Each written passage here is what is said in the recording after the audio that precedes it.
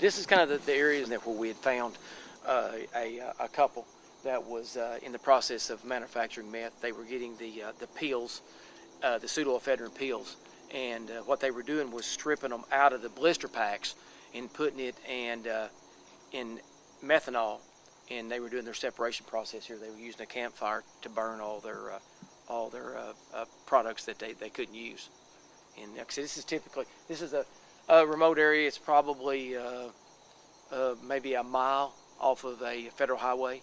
This kind of site here would probably be a real good site for the new one-pot method, or the shake and bake, just because of the remoteness of it. There is no flame required. There's no heat source required in this method. Normally during the Nazi method and some of the other ones, there is heat sources required. Well, this one is not. It's totally a cold cook, and the way it's set up is, normally you use either a 2-liter bottle or a 1-liter bottle, Coke bottle or something of this sort, and then you've got your ingredients in there, and then you just keep adding your components to it. And as the biggest threat that you have is you're dealing with a solvent normally, or something explosive. You're either an ether or something along that line, which is rather explosive. And that's the areas that we see here is probably something, and you need a lot of fresh air. Gary, give me an idea of how much area you're covering and what counties. Normally, I work LaFleur and McCurtain County in Oklahoma, and Scott and Polk County in Arkansas, which total-wise there's about 355,000 acres in Oklahoma, and in the counties adjacent to us is probably at least that much or larger. We have 1.8 million acres in the Ouachita National Forest. And it seems like every year it changes. We started out, we've had marijuana for years, the marijuana cultivation, outdoor marijuana cultivation.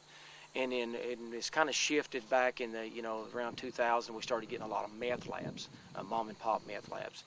And then that kind of changed after about the mid-2000s, and we started getting out of the mom and pop meth labs into more of the ice and stuff that is imported into this country from south of the border. And now we're kind of evolving back into the mom and pop operations, more of the one-pot method or the shake and bake.